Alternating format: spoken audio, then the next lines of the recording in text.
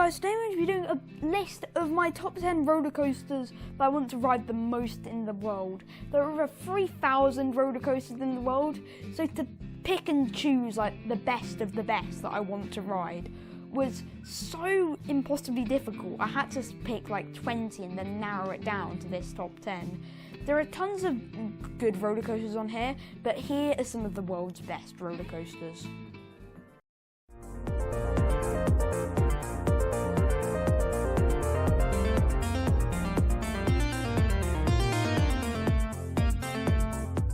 So guys, this is it.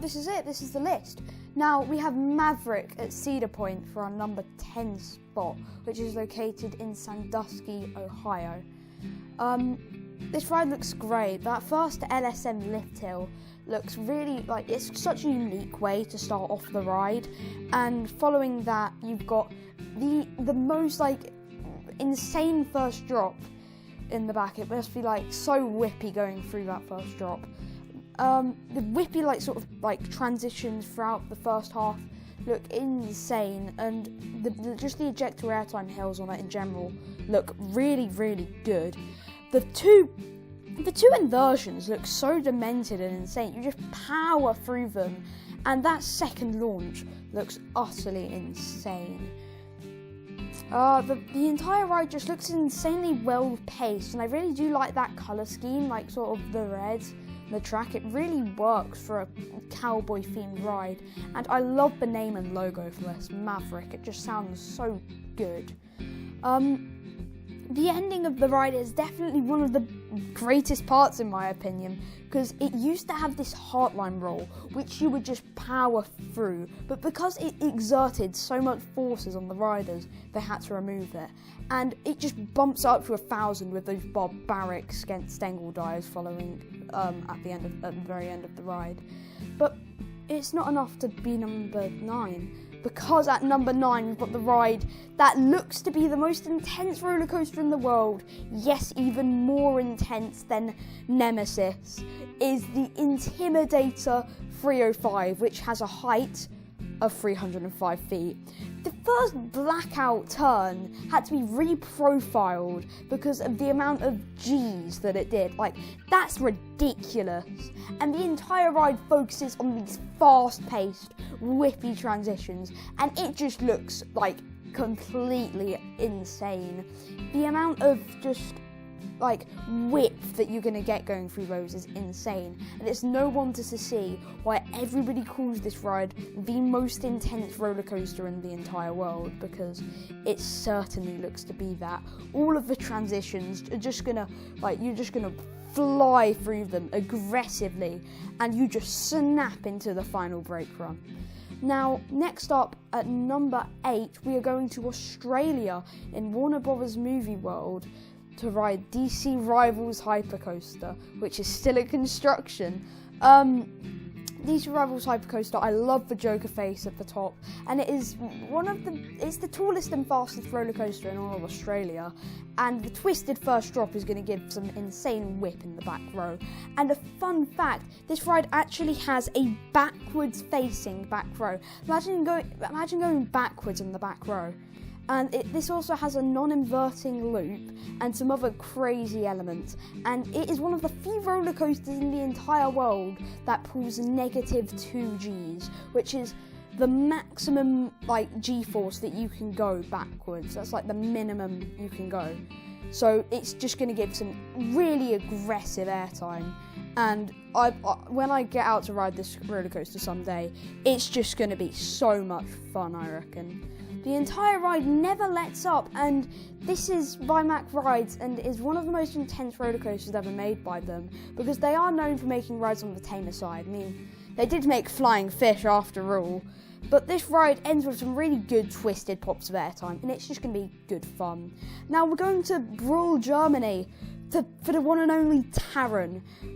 This ride looks just so incredible. The first launch and the first half doesn't look to be the fastest, but this ride has a general focus on just speed and not intensity, but I'd just say fun. The first airtime hill it's just going to give some great airtime at the very beginning, and the rest of the ride focuses on these sheer just like whippy transitions going from left to right to left to right. It's going to be absolutely incredible to ride this thing one day. The entire ride just looks very fun, and it reaches a top speed of 73 miles per hour, which is the fastest roller coaster that features 2 launches.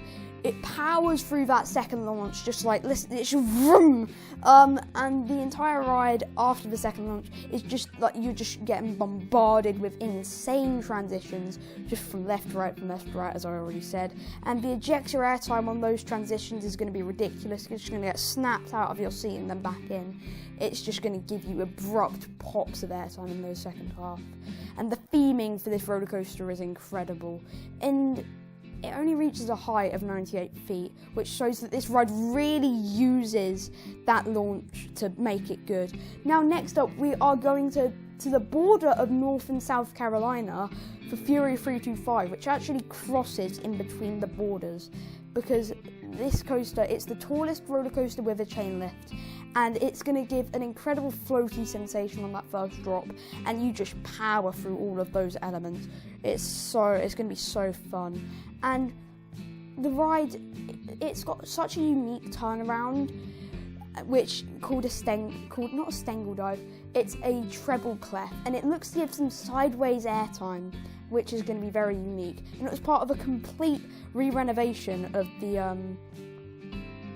the front gate for the park, as it goes on over the front gate and also under it. And on the second half, it kicks into high gear with lots of like airtime moments. And we're going to ignore the slow helix because that was just there to kill momentum. Carowinds, why did you do this? Anyway, the ride carries on giving, like, just bombarding you with good airtime moments, which are going to give some great floater airtime compared to the rest of the ride, which is all about those overbanked turns. Now, this ride has one of the most unique locations ever. It is Lightning Rod, located in Pigeon Forge in Tennessee. This ride launches you up a legitimate, like, cliff, and then it drops you back down. The first launch actually looks pretty decent, and you're going to get some insane airtime going over that hill. The first wave turn is actually going to give some really, really good sideways airtime, and you're going to get ejected out of your seat for a good 3 seconds or so. The rest of the ride just sort of flings you out of your seat lots, and the fact that this ride is all done with a single little lap bar makes it even better. And the finale of the ride with that quad down is one of the most ridiculous things I have ever seen. You're just going to get ejected out of your seat on each of those hills violently, which is exactly what I like for roller coasters. I like aggressive rides. And you're just still hauling into the final brake run. Next up, we have El Toro, and there's really not much to say about this ride other than the fact that it's got one of the most ridiculous first drops ever. Like, if you went on that in the back row, it would be utterly insane. There's only really one thing to say about this ride, and that is the airtime. The back row on the drop is absolutely insane. It must be ridiculous, and all the airtime moments are going to be insane. And you're going to put quite a few positive G's on the pullouts to all of those airtime hills, because they just are going to. It's just going to be one of the most chaotic, intense roller coasters ever. The ride just it's sort of all staying very high up until the very end, where it just yanks you down into some very intense transitions. There are a couple speed hills during the second half of the ride, and the first drop is a very good head chopper. And the ride just really yanks you around, and you're like at the mercy of this roller coaster whilst you're riding it by the looks of things. It looks so ridiculous. And this isn't the only Intamin prefabricated wooden coaster on this list, because Jesus Christ, they all look ridiculous. Next up, we've got the Voyage in Indiana, and this ride is very unique because they had it going up a hill, and then on the second half it goes back down. The ride starts off with some very nice little just pops of airtime. Nothing too aggressive, but at the same time nothing too bad. And you go very high, and you are really going very fast over all these hills. And you've got some great head choppers with the B&M wing coaster called Thunderbird.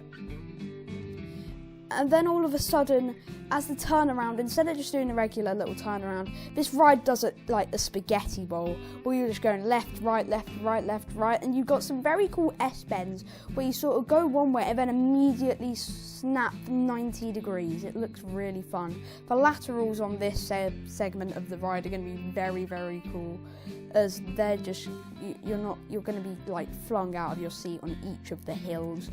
At night, they run the ride trimless, which means the brake run isn't going to affect you at all, which is just going to make this ride have one of the best night rides of all time. The triple down in the tunnel is going to give some great airtime, and the second half is all going down a hill with some really fast-paced sideways airtime hills, which fling you from one direction to another to another to another. It looks ridiculous. The entire ride gives some very good airtime moments, and you're still hauling the mail into the final brake run. This ride never lets up, even though it has been going on for 2.5 flipping minutes. It is going to be absolutely ridiculous to ride this roller coaster one day, and hopefully I will get to ride it, because this ride looks so insane. Now, next up, we are going to South Korea, which is a place that you wouldn't expect to have one of the world's best roller coasters, but holy flip it does. This thing has T-Express, which first half doesn't look like the best. It just sort of has a very strong airtime moment, followed by a couple whippy transitions, which might get you out of your seat a little bit. But the second half is really where this ride starts to shine, because you get flung into that mid-course brake run, and then you're going to get a really good pop of airtime in the back row off of it. And then all of a sudden the second half starts giving insane airtime and really good positive G-forces on those turnarounds. The rest of the ride is a ridiculous mess of head choppers, because it's going to give some ridiculous head choppers. The entire ride weaves in on itself. It's like Steel Vengeance's second half, but a lot crazier, and you're literally just going to be ducking your head for the entirety of the second half, because it doesn't look safe, if I'm being honest with you. It just doesn't. The entirety of the second half is really just weaving in itself, and it looks absolutely ridiculous. And you are still going at a very fast pace, getting relentlessly flung out of your seat into the final brake run. And honestly, South Korea has it shouldn't have a ride this good, but it does, and it looks good. Now, next up, at the final place, we have number 1 spot. It is Steel Vengeance. No surprise there. This ride looks like the most insane thing ever. What is this, Alan Schilke? You start off with a very fast ejector hill before getting followed with 2 ridiculously sustained pops of airtime.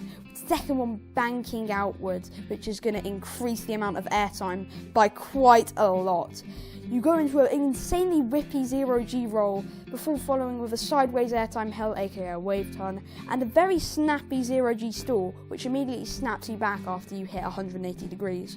The rest of the ride is just packed to the brim with airtime, and they run it trimless all the time as well. The drop off of the mid-course is going to give some incredible ejector airtime, and you're just constantly getting flung out of your seat again and again and again.